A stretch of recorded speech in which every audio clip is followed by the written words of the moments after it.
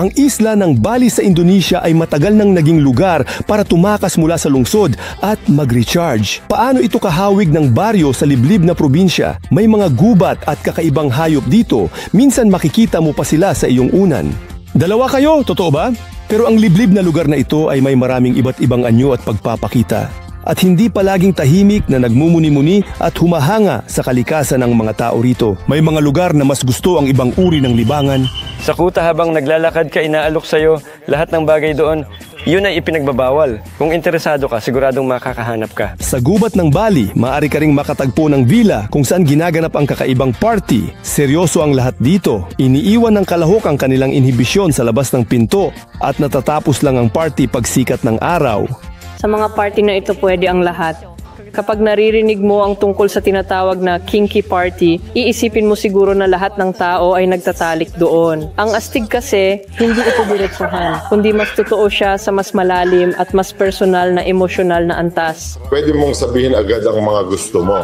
Sinabing, oo, nagsimula. Lahat ng mga progresibong Ruso ay nagpunta na sa Bali. Ikaw beses ka nakapunta ganito party palagay? Mga 200 beses siguro. Sa mga ganitong lugar, halos wala talagang mga hangganan.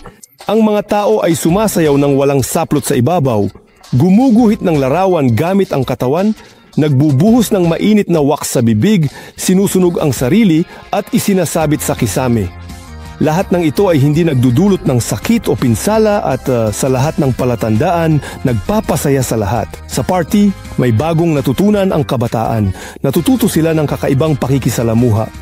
May kasangkapan na liwanag. Tinuturuan ko kung paano gamitin ang kamay dito para sa lalaki at babae. Walang mas hihigit pa sa pagiging tunay na mapanlikha kaysa sa isang batang babae na nanginginig sa matinding sarap sa iyong mga kamay. Hawakan mo ako. Hindi rin mawawala ang mahigpit na dress code. Kahit ako hindi pinayagang makapasok na naka-shorts at t-shirt. Nakakahiya, kahiya-hiya, takpan natin ang mga utong ko. Mama, patayin mo ang video na ito. Lahat ng iba, maliban sa nanay ko, mag-subscribe sa aking YouTube at Instagram. Kawili-wiling bagay ng trip na ito at sisimulan natin ang episode tungkol sa mahiwaga at makulay na isla ng Bali.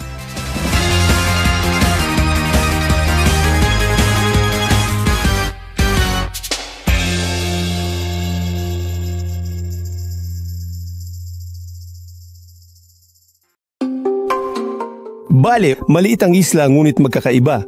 Kung ang bukit ay para sa beach, ang ubod ay para sa espiritual na gawain, bulkan para sa extreme karanasan, Kanggu para sa party kasiyahan. Doon ako papunta.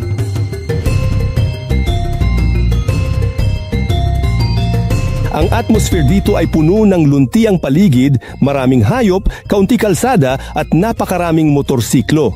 Sa mga unang araw, paikot-ikot ang ulo mo sa lahat ng direksyon. Napaka-interesante ng lahat. Tingnan ninyo, libu-libong templo, dambuhalang kakaibang bata. Narito ang swastika at pulang bandila. May monumentong nakataas ang kamay patungo sa araw. Bukod rito, laging may ipinagdiriwang ang balinis. At habang ginagawa nila ito sa kalsada, naghihintay makadaan. Di nakakainip tumambay sa traffic.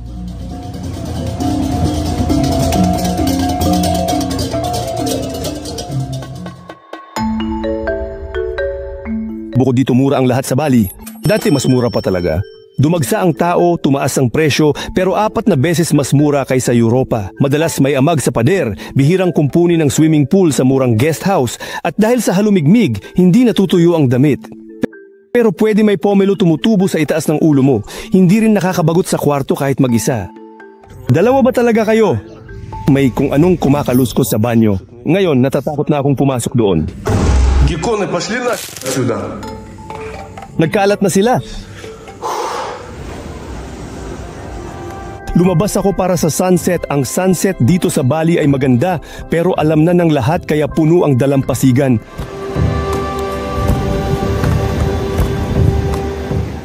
Malalakas ang alon, tanging mga surfer at maliliit nilang anak ang nasa tubig. Lahat ng kainan ay puno ng tao na umiinom ng ganitong karaming niyog bawat buwan 5 minuto. Kung isaalang-alang ang tanawin, mura ito. Pwede kang kumain ng 2 beses, uminom ng kape at $7 lang ang babayaran mo. Sa naglalako, pwede tawaran hanggang 3 beses presyo, totoo puro kalat binibenta nila.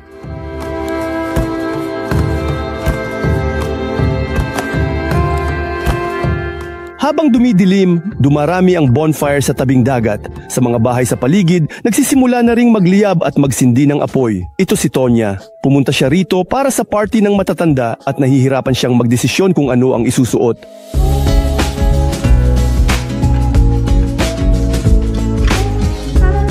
Heto ako, papunta sa astig party sa baryo, sa mga bukirin habang nilalabanan ang mga asong gala sa daan.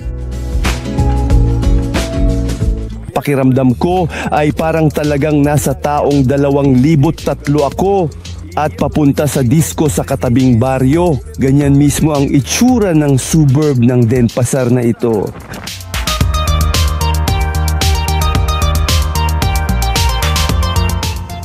Ang huling bahagi ang pinakamahirap. Pinakaimportante, huwag ma-stuck sa putikan. Sa masukal na lugar, biglang may lumitaw na astig na villa na kita sa paligid. 200 dolyar ang bayad sa pagpasok at kakaiba na dumating ka lang gamit ang moped. Kahit na sa Bali ay karaniwan, nang simple lang ang lahat, dito hindi ka makakapasok na nakapangkaraniwang damit at pinapapalit talaga ako ng suot. Kung hindi, walang filming na magaganap. Sa madaling salita, hindi ako pinapapasok sa party, pinapahubad ako at pinapasuot ng hindi kaaya-ayang damit. Ngayon ko lang ito ginawa sa buong buhay ko. Ang pangunahing bahagi ng kasuotan ng lahat dito ay ang mga ganitong sinturon. Ang tawag dito ay portupay. Mama, patayin mo na ito. Huwag mo nang panoorin ang video na to. Kailangan ko ring takpan ang pangit kong shorts ng itim na balabal. Buti na lang shorts na lang ang natira sa akin mula sa dati kong buhay. Tingnan mo, nakakahiya ka. Takpan natin ang mga utong ko. Kaya nating... Nahihiya ako. Yung masyadong lantad na parte, tinatakpan ko na lang kung ano-ano. Oo, seryoso talaga ang interviewer, syempre.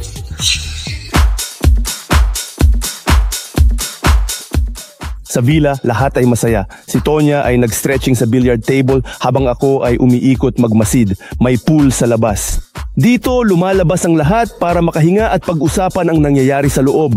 Ang unang palapag ay para sa party, mga palabas at performances. May DJ at bukas na bar, kaya lalong sumasaya ang mga tao.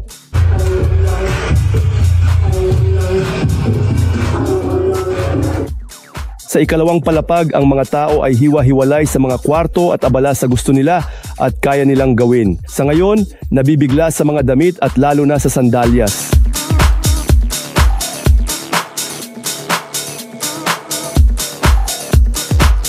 Ito si Vadim. Pinangalanan niya ang kanyang mga party na Utopia at ginagawa niya ito sa iba't ibang bansa tulad ng Espanya, Thailand at Indonesia.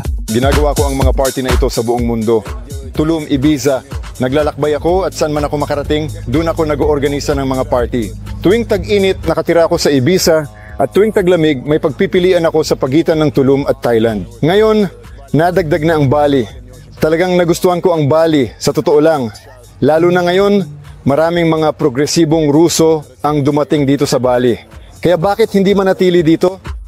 Ang Utopia ay hindi lang party na puno ng malaya at halos hubad na tao. Laging may nagtatanghal dito. Halimbawa, mga profesional mananayaw tulad ni Tonya. Ikaw lumilipad ka sa iba't ibang bansa at nag-aayos ng mga party ron. Dinadala ba ang mga artista o palaging naghahanap ng bago sa lugar? Hindi, may partikular akong artista na palagi kong kasama, mga resident artist ko, pero sa bawat bagong lugar ay naghahanap din ako. May sarili akong team, grupo ng performer at grupo ng promoter. Madalas, international artist ang mga ito. Ang dress code ay mahalagang bahagi ng ganitong party. Pinilit nila akong magbihis ng ganito. Dumating ako sa karaniwan kong, ganito ka ba talaga magdamit araw-araw? Hindi! Akala ko talaga palagi kang ganyan ng itsura. Sa totoo lang, nag-organize ako ng mga party na hindi naman BDSM party. Mga ordinaryong party ito, pero may dress code sa ilang estilo. At isa na doon ang BDSM. Pero hindi lang ito BDSM, kasama rin dito ang fantasy, cyberpunk, at iba't ibang futuristic na estilo. Sabihin na lang natin, ito ay pagkakataon para sa mga tao na ipakita ang kanilang sarili sa kanilang napiling anyo. Sa paglabas mo sa karaniwan mong itsura, nababago mo rin ang iyong panloob na mundo. Ginagawa ko ito para maranasan ng mga tao ang mga bagong damdamin at maunawaan nila na ang mga bagay na akala nila ay posible, marumi o malaswa ay maaari palang mapuno ng pagmamahal at kasiyahan. Ito ay isang kondisyon na lubos na nagsasala sa madla Sa isang banda, naiiwan lang ang mga taong gusto ko talagang makasama at makapaglaan ng oras. Madalas, sa simula, iniisip ng mga tao na ang tinutukoy ko ay mga BDSM party o mga sex party. Hindi ako gumagawa ng mga sex party. Ang mga sex party ay para sa mga taong pumupunta roon upang makipagtalik. Sa mga party ko, pumupunta ang mga tao para ipakita ang kanilang sarili at mapanood ang iba. At ang pangunahing nagbibigay ng atmosfera ay ang kasiyahan ng mga tao sa kanilang anyo. Nagbibihis sila ng mga kasuotan na hindi pa nila kailanman nasusuot noon.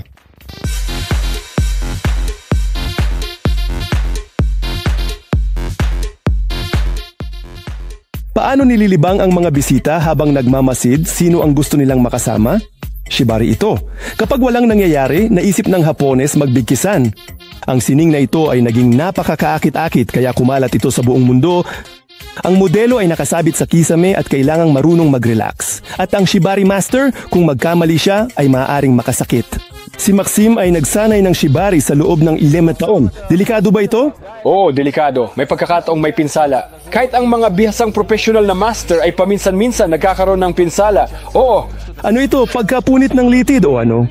Hindi ito pagkakaipit ng ugat at pansamantalang nawawala pakiramdam kamay, bumabalik sa dati. Shibari, ano ito? Ang moderno mong Shibari ay lahat-lahat, isang palabas, sexual na laro, iba't ibang art installation. At sa totoo lang, ngayon ay may iba't ibang Shibari healing, tantra Shibari, kung ano-ano pa, kung ano-ano na lang talaga ang meron. Ako ay nagpa-practice ng klasikong Shibari. Ito ay mga palabas na medyo may halong Japanese na estilo, mga pribadong sesyon na individual at pagtuturo. Marami akong tinuturuan kabilang na ang online. Para kay Maxim, Shibari ang pangunahing trabaho niya. Nakatira ka dito sa Bali. Sapat ba ang mga party kung saan ka pwedeng mag-perform at kumita? Sapat ba talaga sila para mabuhay ka rito? Sapat sa akin. Ilan ang ganitong mga party sa isang buwan? Karaniwan tuwing weekend, mga isang beses sa isang linggo tuwing weekend, naghahanda kami, pumipili ng damit, ng musika. Ang kakaiba sa Shibari Show ay lahat ng emosyon na nililikha namin. Kailangan naming ibahagi ang mga ito sa aming mga bisita.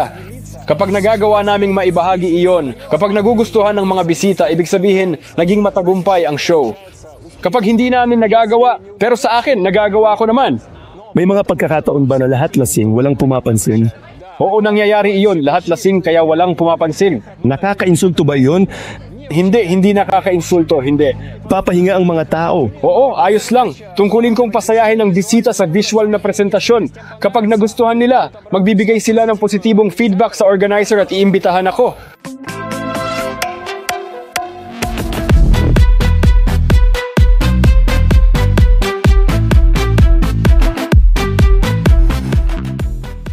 Atmosfera lumalabas pagiging malikhain ng bisita. Bubong, pinayagan akong sunugin bungkus ng pera. Hindi magkasunog, basain sa lawa.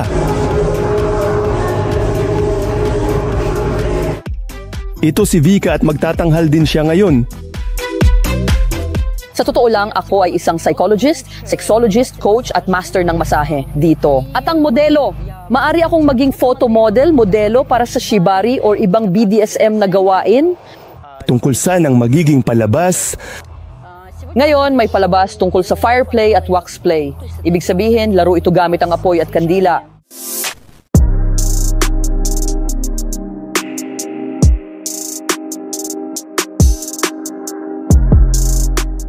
Ang ngiti niyang kaakit-akit, inilalabas ni Vika ang kagamitan at gumagawa ng di inaasahang bagay sa batang modelo. Nilalagyan niya ng glitters ang katawan para magmukhang masaya at pang-okasyon. Pagkatapos, agad sinisindihan niya sa modelo ang bagay na madaling magliyab at nagugustuhan pa ito ng modelo.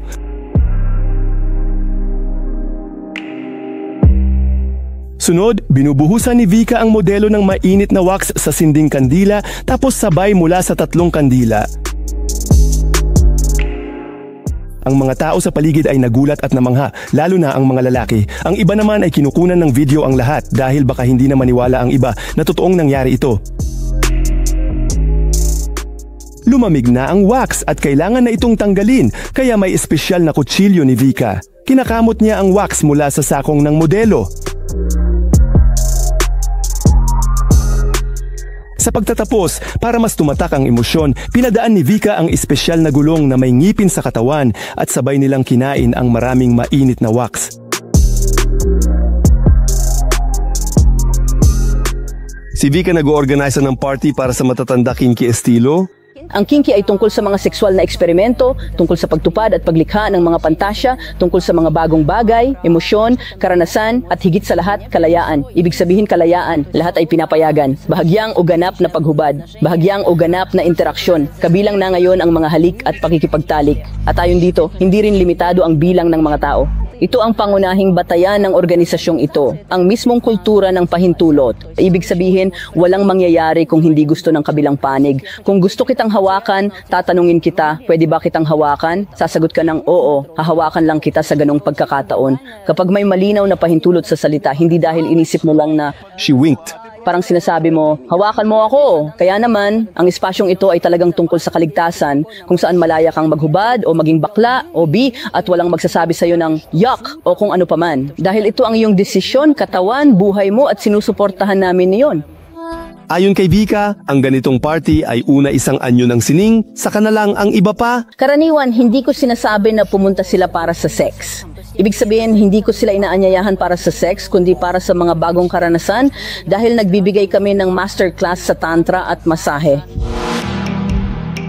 Ano ang pangunahing pagkakaiba kapag nag-oorganisa ka ng party dito sa Bali, sa Thailand o sa Europa, sa Ibiza? Ang mga dumadalo. Halimbawa, nung nag-organisa ako ng mga party sa Tulum, nakakagulat man, karamihan sa mga mesa ay binili ng mga Ruso. Pero sa Ibiza, halimbawa, ngayong taon, kakaunti lang ang mga Ruso. Kaya halos lahat ng mga dumalo ay mga lokal, ibig sabihin, mga taong permanenteng nakatira sa Ibiza at halos walang mga Ruso. Dahil dito, medyo iba rin ang vibe. Dito sa ngayon, sa tingin ko, mga 60 hanggang 70% ay mga Ruso. Sa hindi malamang dahilan, ang mga Russian-speaking na Slavs ay handang magbigay ng higit pa kaysa sa mga Europeo. Ang party ni Vadim ay hindi isang matinding lugar para sa mga pagtitipon. Yung mga taong dumadalo sa totoong fetish parties ay hindi naman talaga namumuhay sa ganitong estilo ng buhay. May mga lugar sa mundo kung saan nagtitipon ang mga taong ito. Marahil ang pinakamalaki sa mga ito ay ang London. Doon may isang event na tinatawag na Torture Garden. Ang Torture Garden ay itinuturing na pinakamalaking fetish club sa Europa. Maliban sa dance floor, may dungeon para sa sadomasochism. Ang gusto ko ron pagdating mo, maintindihan mong sa totoo lang, kung akala mo ikaw na ang pinaka-pervert, hindi ikaw ang pervert. Pwede ka nang mapanatag. May ibang pervert doon. Mas nakakatawa at mas matindi talaga lahat doon. Hindi ako gumagawa ng fetish parties para sa mga taong palaging pumupunta sa fetish parties. Gumagawa ako ng fetish parties para sa mga taong ni minsan ay hindi pa tumingin sa ganitong direksyon. Sila yung mga tao na sawa na sa mga pare-parehong club kung saan ang nagbabago lang ay pangalan ng DJ pero sa totoo lang lahat ng iba ay pareho pa rin.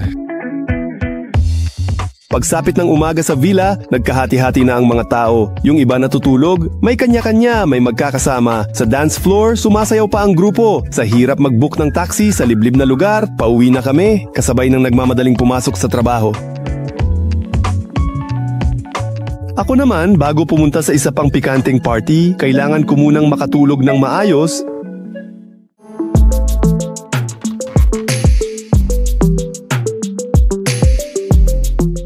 Muli kaming lumipat mas malapit sa party. Sa mga bahay may amag at malalaking palumpong, habang sa gilid may tindahan sa sira-sirang barong-barong. Kami hindi lang sa counterflow dumadaan, pati sa sidewalk ng counterflow. Ganun ang ayaw naming maipit sa traffic.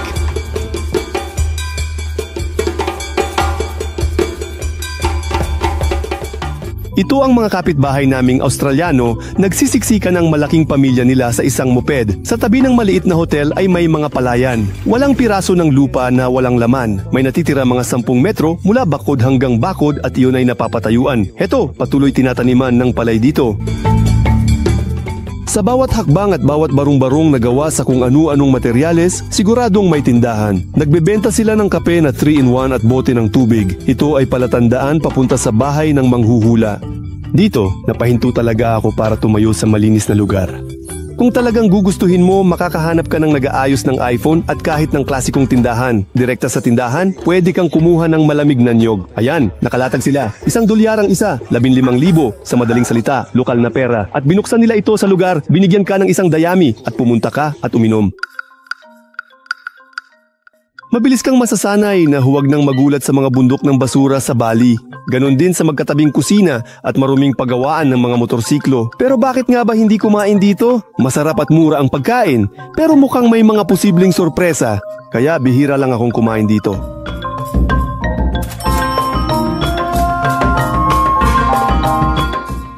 Kumakain at pinagmamasdan ang pagtawid ng tao sa kalsada, wala namang nabangga. Pauwi na ako, dala-dala ang sandamakmak na mga hamon na parang malalaking putik at urbanistikang maaaring pumatay. Sa tingin ko, nailigtas ako ng dami ng mga alay para sa mga Diyos ng Bali na inilalagay sa harap ng bawat bahay. Maingat nilang iniyuko ang karatula para hindi tumama ang ulo ng mga tao. Pero mukhang para talaga ito sa mga taong mas pandak. Pagkatapos, bigla na lang natapos ang bangketa. Ang tropikal na ulan ay natapos kasing bilis ng pagsimula nito at heto na ako sa panibagong villa na parang himala.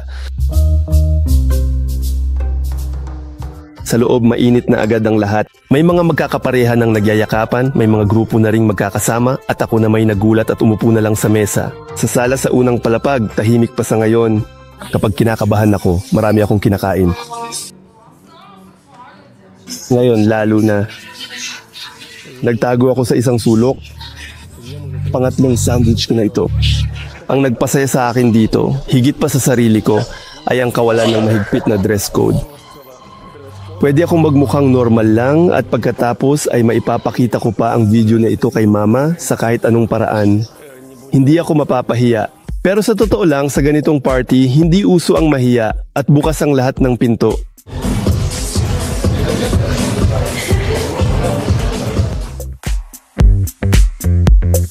Ito si Paulina. Unang beses niyang dumalo sa ganitong event. Gustong-gusto ko talagang subukan ng isang bagay na bago. Matagal ko nang gustong subukan ang ganito. Kaya sa Bali, pakiramdam ko ito ang perpektong pagkakataon para pumunta rito. Kapag naririnig mo lang ang tungkol sa mga party na ganito, iniisip mo, siguro puro sayawan lang doon. Masaya si Paulina na ang party na ito ay mas nakatuon sa espiritualidad. Akala ko dati, puro orgy at sobrang wild ang nangyayari doon. Pero dito, sobrang komportable at ang ganda ng atmosphere, parang may magic at may kaunting pagka-esoteric. Parang, mas para talaga ito sa kaluluwa, parang pahinga at pagpapaluwag. Sa totoo lang, hindi naman ako pumunta para sa ganun. Pumunta ako para lang manood. Ang saya kasi hindi siya yung diretsahan. Tara na. Kabaligtaran pa nga, mas nararamdaman mo siya sa emosyonal na antas. Ilang oras ka na dito? Ano ang mga nangyari? Kumain lang ako. Tapos nagsisya ako. Pagkatapos nakipag-usap ako sa mga tao, may ilang kakilala akong nakita. Tapos may practice sa itaas. May mga lalaking lumapit sa'yo doon? Well, wala. Nag-usap lang kami. Paano nangyayari yun? Sa totoo lang, parang natural lang. Hello lang, anong pangalan mo? Ang saya ng atmosphere dito. Parang friendly, kaya lahat nagkakakilala lang at okay lang yun kasi Bali naman to. So, iniisip mo ba na posible na may magustuhan ka dito sa lugar na ito at... Oo, posible. May regla ako ngayon. Totoo. Kaya hindi ngayon, pero sa susunod na punta ko, sa tingin ko babalik pa ako at pupunta na ako na may intensyon na subukan gumawa ng kahit anong interesting. Hindi, pero pwedeng maghalikan, mga ganun. Sa totoo lang, ang sex naman, hindi naman laging kailangan ng penetration, di ba? Yung babaeng nasa taas, nagpakilala siya bilang diwata at isa siyang napaka-experienced na bisita. Pumupunta ang mga tao sa ganitong mga party para matupad ang kanilang mga nais. Kung may partikular kang kagustuhan, pwede mo itong dalhin dito at matupad ang hiling mo kasama ng ibang tao. Sa mga party na ito, pwede ang lahat. Pero may malaking pagkakaiba sa pagitan ng anarkiya at ng walang limitasyon kasi kung gusto mong may gawin, kailangan mo munang magpaalam o magtanong tungkol dito. At kapag nakuha mo na ang sagot na pwede ito sa kabilang tao, saka mo lang pwedeng subukan gawin iyon. Pumupunta ang mga tao sa mga party na ito para matuklasan ang kanilang mga bagong aspeto, magpakita ng sarili, makilala ang sarili, at makahanap ng mga bagong kaibigan. Madalas ding sumasali si Fea bilang bahagi ng mga organizer. Madalas akong naatasan sa BDSM zone tuwing may party. Mayroon akong ilang partikular na kakaibang kasanayan at gusto kong ibahagi ang mga ito sa ibang tao. Nakakakuha sila ng bagong karanasan mula sa akin at ako naman ay nakakakuha ng enerhiya mula sa kanila. dahil wala nang mas masalimuot pa kaysa sa halimbawa isang batang babae na nanginginig sa sarap habang nasa mga kamay mo. Ilang beses ka na bang nakadalo sa mga ganitong party sa tansya mo? Mga 200 beses siguro. Simula nang nagsimula ang mga ganitong party sa Ukraine, nakadalo ako sa unang King Party sa Ukraine, tapos sa pangalawa, pangatlo, pang-apat, pang-lima, at pang-anim. At mula sa ikasampung party, nagsimula na akong mag-organize ng sarili kong mga party. Sa Ukraine, kung saan nagmula si Fea, mas matindi ang mga ganitong party. Sa Ukraine, mas nakatuon ang mga King Party sa BDSM na mundo. Mas marami talagang mga BDSM na aktibidad doon. Dito naman may impluensya ng Tantra. At ang mga tantric na practice, natural na naging bahagi ng kink world dito sa Bali. Sa Kyiv, sa Ukraine, hindi ito ganun kalaganap. Karaniwan, magkaiba ang Tantra at BDSM na mga event pero sa Bali, naghalo na ang lahat. Dito, mas marami ang halo-halo, mas malaki ang rotasyon ng mga tao dahil talagang namamayagpag ang turismo dito. At sa bawat party, kahit may mga pamilyar kang mukha, kakaunti lang talaga ang mga regular. May mga dumarating, may mga lumilipad paalis, kaya mas madalas magbago ang mga tao sa events. Jenya, madalas ka bang pumunta sa mga ganitong party? Siguro mga 15 party o baka 20. Para sa akin, ito ay espasyo para tuklasin ang aking sexualidad, mga pagnanasa at kung ano ang nasa loob ko. Isang pagkakataon na mapunta sa konteksto kung saan mas kaunti ang limitasyon kaysa sa karaniwang buhay. Ang saya kaya na maramdaman ang iyong pagnanasa at maisakatuparan ang mga ito. Kapag binubuksan natin ang sarili at unti-unti nating inaalis ang limitasyon, napapalaya natin ang enerhiya sa buhay. Ang enerhiya sa buhay ay sa una, sexual na enerhiya. Ito ang enerhiya, pinagmumula ng paglikha, nagsisimula sa ibaba. Pwede mong itaas ang enerhiyang ito o hayaang manatili sa ibaba.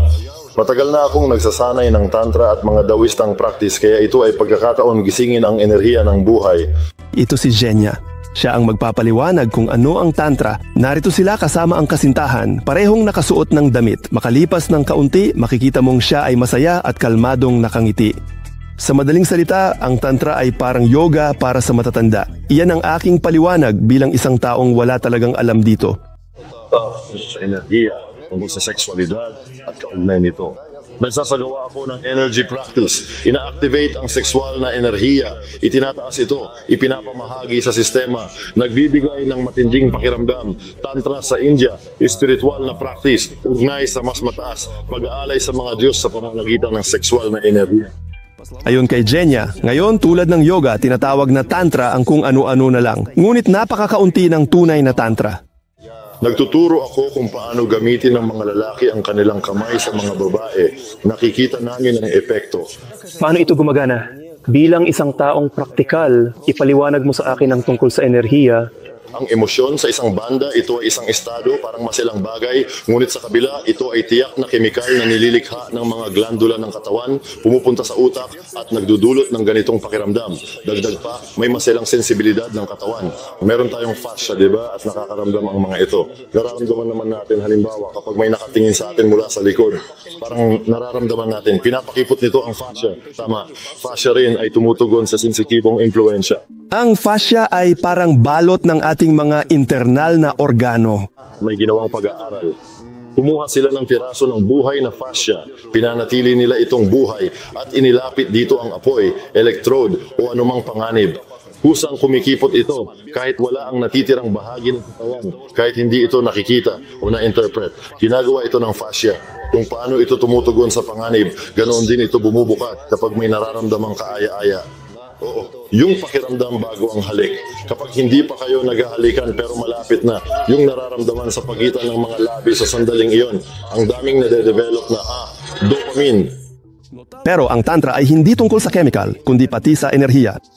Mayroon tayong tinatawag na etheric body ng tao na sa modernong agham hanggang photoaura lang ito naaaral. Hindi mo pwedeng kunan ng larawan ang mismong enerhiya pero madaling matutunan kung paano ito maramdaman gamit ang mga kamay. Pwede mong hawakan ang iba gamit ang di nakikitang kamay na ito. At mararamdaman din ng tao na iyon na parang hinawakan mo siya. Pwede mong gamitin ang iyong etheric na mga extension ng kamay, oo, pati na rin ang mga extension ng mga daliri. Открою. Да, есть такой инструмент, как световой. Pwede mo itong italaga at pwede itong maging kahit anong laki. Tama? Nasa imahinasyon mo lang yan. Ayokong magkaroon ng ganong liwanag na sandata ang kahit sino sa loob ng trolley bus habang nandun ako. Dumaan ka sa mga chakra ng iyong partner kaya may nagaganap na epekto. Na-activate ang mga ito, nakapikit siya at hindi tumitingin at nagsisimula na ang lahat ng ito sa kanya. Kaya kung magdulot ng enerhiya ang orgasmo sa iba't ibang bahagi ng kanyang energy structure.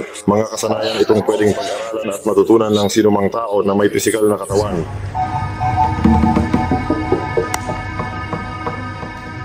Maraming mga kwarto sa villa na bukas at hindi nakakandado. Sa pagkakaintindi ko, hindi ko alam. Halimbawa hanggang ngayon, wala pang nakarating sa kwarto na ito.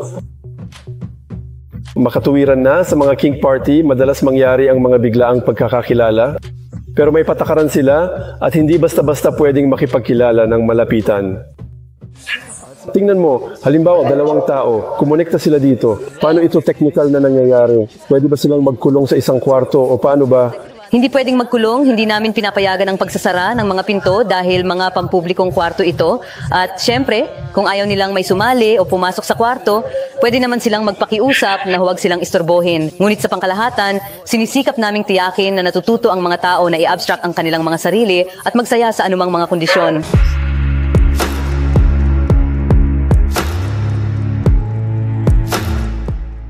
Si Vika na naman ang nagpapasiklab. Siya kumbaga, hayagang sumasayaw sa ibabaw ng katawan ng lalaki na walang saplot.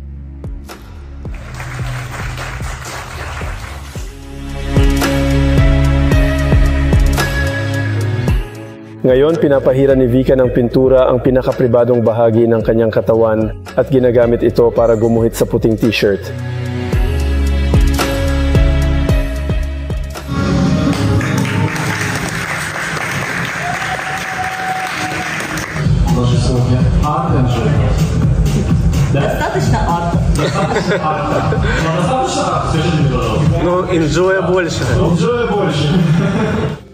Ang ganitong klase ng sining ay may halaga at ibinenta ni Vika ang t-shirt na nahawakan ng lahat ng bahagi ng kanyang katawan sa isang auction.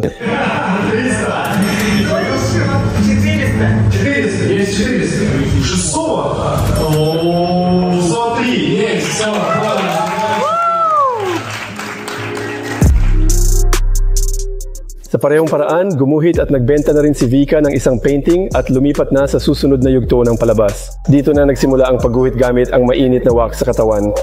Maganda ang itsura at lahat ay nakangiti, pero hindi ito dapat gayahin sa bahay.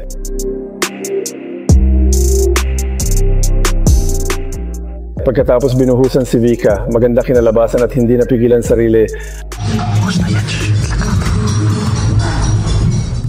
Ganito ko nasira ang magandang guhit.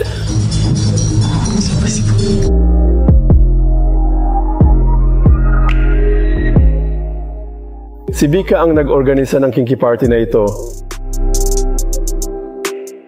Ito ang pagkakaiba ng mga party na ganong klase. Kasi, at nitong isa, yung klase na yon ay tungkol sa sayawan, tungkol sa alak, tungkol sa ganong kasiyahan, tungkol sa ingay. Medyo lantad, pero bawal pa ring ipakita ang mga utong at ari. Pero sa party ko na Art and Joy Avatar Party, kagaya ngayon, pwede mong ilantad ang kahit anong gusto mo. Sa ganitong party, kontrolado ang bilang ng lalaki at babae para walang maiwang malungkot mag-isa at walang mag-aaway para sa mga babaeng malaya pa. Mas marami ang mga lalaking interesado na makapasok sa ganitong party. Kaya mas mataas ang presyo ng ticket para sa mga lalaki at masasabi kong malaki ang diferensya. Samantalang ang mga babae na nahihiya o nagdadalawang isip, gusto rin nila pero hindi handang magbayad ng malaki para lang lapitan sila. Kaya mababa lang ang presyo para sa mga babae at sa ganitong paraan nababalansin namin ang gender sa party. Sa tingin ko, marami ang pumunta dito hindi naman kailangan salamat magtrabaho. 100%, ibig sabihin may masahe, may mga bagong kakilala at mga bagong karanasan. Lahat ng mga taong ito ay may iba pang buhay sa araw-araw. Bawat tao dito, siya ay performer, siya rin ay doktor, siya rin ay saxophonist o drummer. Gaano kadalas ka nag-oorganisa ng mga party dito? Karaniwan 1 o 2 beses sa isang buwan. May iba ang taong pumupunta o may ilang uri ng gulugod o isang uri ng balanse dito? May mga madalas at regular na dumadalo at may mga bago rin. Nag-organize ka rin ba ng Kimchi Party sa Ukraine? O, yun ang mga kaarawan ko? At nagsimula ang iyong kaarawan sa mga kaarawan? Kasi napasama ako sa Tinki to Sufu at nagustuhan ko ang mga nangyayari doon na pwede akong magbihis ayon sa gusto ko. May patakaran na minsan naglilimita sa akin. Pero sa espasyong ito, pwede kong gawin ang lahat ng gusto ko, lahat ng nais ko. Ako naman, nakaupo lang sa isang sulok at nagmamasid. Para sa akin, sa ngayon ang pinaka-nakalulungkot ay natapos na ang lahat sa party. Mga bagay-bagay.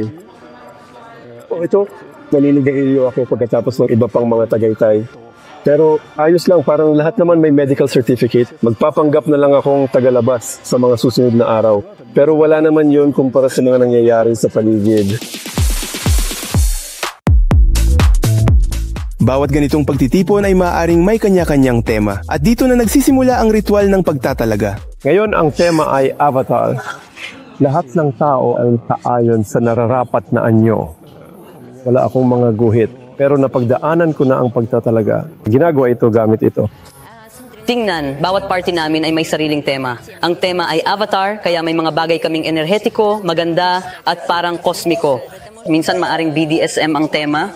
Lahat ay magsusuot ng mga harness, latex, balat, may mga shibari na lubid, flogger, at latigo. At may mga tao ron na maglalakad ng iba na parang alaga sa tali at iba pa. Makikita mo ang balat at mga kadena kahit saan. Sa kink, may espesyal na etiketa at kailangan mo pa ring marunong makipag-usap para makakilala ng iba. Halimbawa, may isang lalaki na dumating at gusto kang makilala.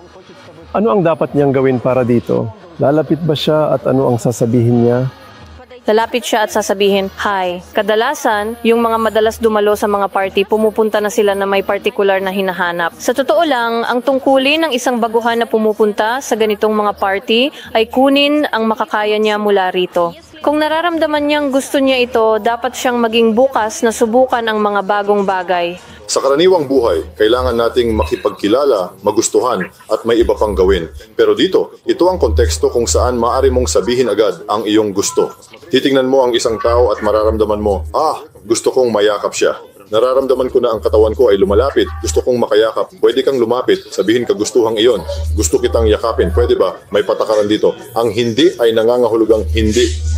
Kapag sinabi nilang hindi, hindi. Kapag oo, magsisimula ang proseso. Kahit sa ganitong relax na atmosfera, may mga nagkakaroon pa rin ng alitan. May mga pagkakataon na may hindi nagustuhan ng isa sa isa pa, may nagkasalubong sa ilang sitwasyon, o may gustong makipag-ugnayan pero hindi nagtagumpay, at nagsisimulang maipon ang mga ganitong sandali, kung kailan nagsisimula ng makaramdam ng hindi komportable ang mga tao sa piling ng iba. May pagkakataon bang may hindi nasisiyahan? Siyempre may mga ganun. Kadalasan, ito ay mga lalaki na pumupunta sa party na may layuning makipagtalik, pero walang makakapagbigay ng garantiya nito sa kanila. Dahil hindi kami nag-iimbita ng mga babae na tumutugon sa ganitong mga pangangailangan. Ang mga ganitong party ay walang kinalaman sa prostitusyon. Dito, nagkakakilala mga ordinaryong tao at walang obligasyon sa kahit kanino. Inaanayahan nila ang mga babae. Binabayaran ito? At kapag may nakitang nababagot na lalaki ang babae, inaakay niya ito sa isang kwarto para magpahinga. Maganda pakinggan sa kabuuan pero mas gusto ko kapag natural ang takbo ng mga bagay kapag hindi tayo nagbayad para lang magtalik ang mga tao, hindi ba? Nagbayad sila para sa lugar, para sa pagkain, para sa shisha, para sa ambience.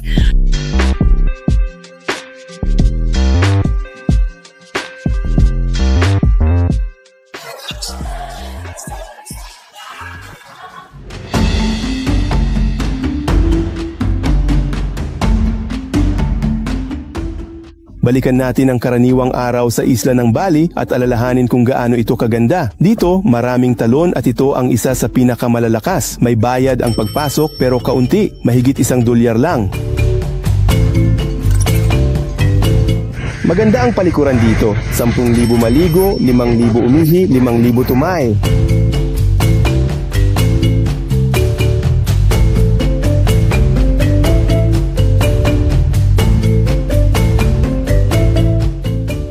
Hindi mo masasabi na pribado ang lugar at medyo mainit pa nga ang tubig dahil sa dami ng taong nagpapainit dito. Naliligo rin ang mga tao sa mga pool na parang mga paliguan ng mga ortodokso. Magandang ideya rin ito sa totoo lang para sa home gym, barbell na gawa sa semento.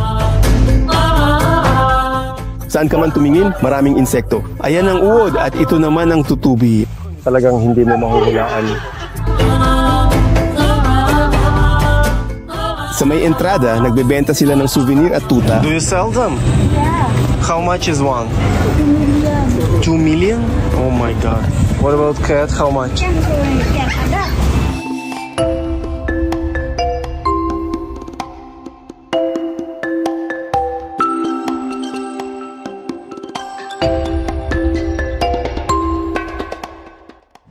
Parang may pakiramdam na ang mga Balinese ay may pambansang putahe, baboy, dahil hindi Muslim ang mga Balinese, samantalang ang natitirang bahagi ng Indonesia ay mga Muslim at madalas silang magkaroon ng pagtatalo dahil sa relihiyon.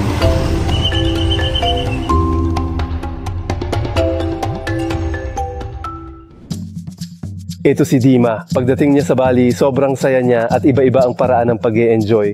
Kwento mo, paano ka nag-party? Tulad ng lahat, sa edad na 21, tuloy-tuloy ang inuman, gala at mga magagandang club. Saan mas malaki ang nagagastos, dito o doon, pagdating sa party? Nung talagang nagpa-party ako, isang buwan bago noon, hindi ako umiinom ng alak, hindi rin ako naninigarilyo. Mga nasa $1,000 ang nagagastos ko. Ibig sabihin, hindi ko talaga tinitipid ang sarili ko. Sa kuta, habang naglalakad ka, inaalok ka ng lahat ng bawal nandoon. 2 araw ako dito, hindi pa ako inaalok. Ka na mamasyal. Kung interesado ka naman talaga, siguradong makakahanap ka. Kapag party mode ka, syempre, madalas, mabilis maubos ang pera kahit sa murang isla ng Bali. Sa kabuuan, umaabot ng mga 3 hanggang $4,000 ang nagagastos ko. $100 kada araw ang nadagdag simula nang nagsimula kang magparty. Tama ba? Oo, tama. Saan napupunta yon? Saan napupunta ang $100 na yon? Iyon ay sa karaniwan. Sa average, napupunta yon sa shisha. Sobrang mahal ng beer dito. At syempre, mga entrance sa club. Hindi lang club, kundi iba't ibang beach club na interesting. Nakakakilala ka ba ng mga lokal na babae, mga Asyana? Ako hindi. Hindi ako marunong mag-Ingles. Matagal lang dito kapatid ko, siya ang nakikipag-usap sa kanila. Nakakakilala siya ng mga Balinese, walang problema sa kanila. Hindi balak ni Dima na lumipat sa Bali, pero nang may problema siya sa trabaho, naglakas loob siya, iniwan ang lahat at lumipad dito. Nagdesisyon ako bigla, one-way ticket ang binili ko.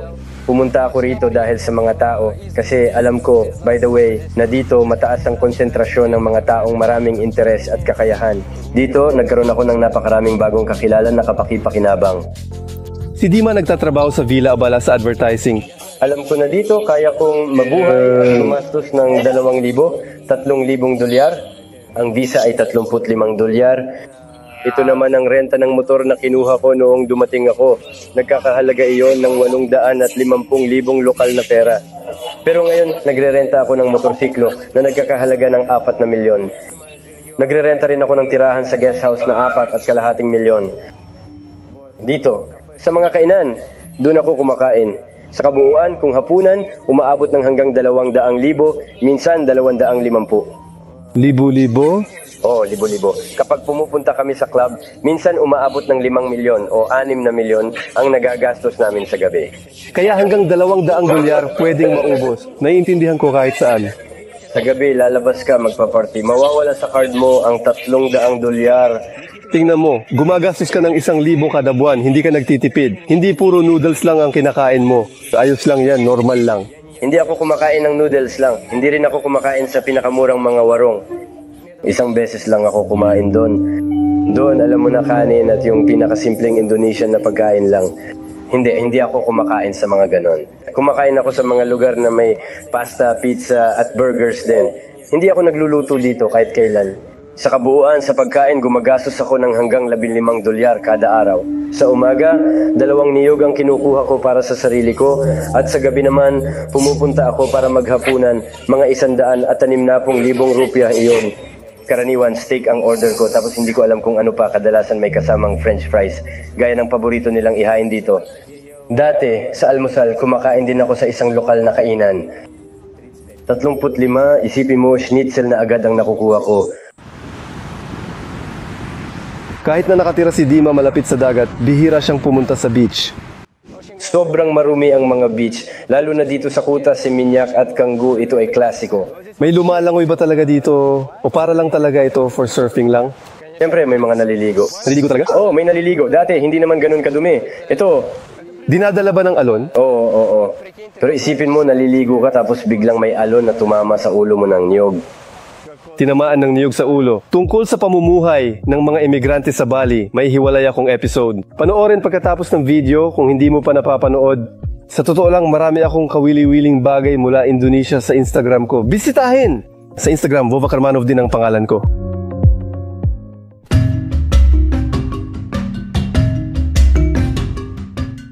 Ngayong gabi, walang mga hayagang party, sinturon o mga hubad na tao. Gaya ng isang matanda, pupunta lang ako sa palengke para bumili ng pagkain at matutuwa na nakatipid ako sa mga kakaibang prutas. 10 klase ng saging lang ang meron dito at meron pang mangustin, passion fruit at dragon fruit. Sigurado akong tinagtagan niya ang presyo sa akin. Nasira ang timbangan kaya sa calculator na lang siya nagkwenta. Inisip ng tindero na hindi na kailangang suklian ang puting tao pero hindi naman ako nadismaya. Nabili ko ang isang supot ng mga prutas mula sa ibang bansa sa halagang 4.2 dolyar. Sa tingin ko, para sa mga lokal, mga 2.2 dolyar lang ang presyo.